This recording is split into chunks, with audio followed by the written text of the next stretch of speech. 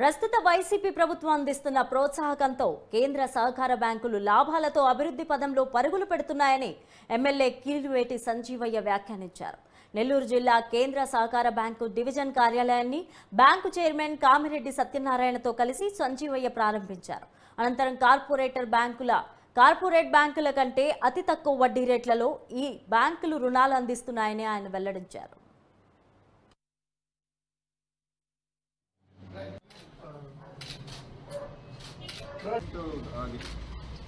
दूर के डबल लेके పెట్టినంత కరెక్ట్ గా ఈ కేంద్ర సహకార బ్యాంక్ రైతుల కొరకే పుట్టింది. రైతులు దీన్ని వినియోగించుకోవాలి.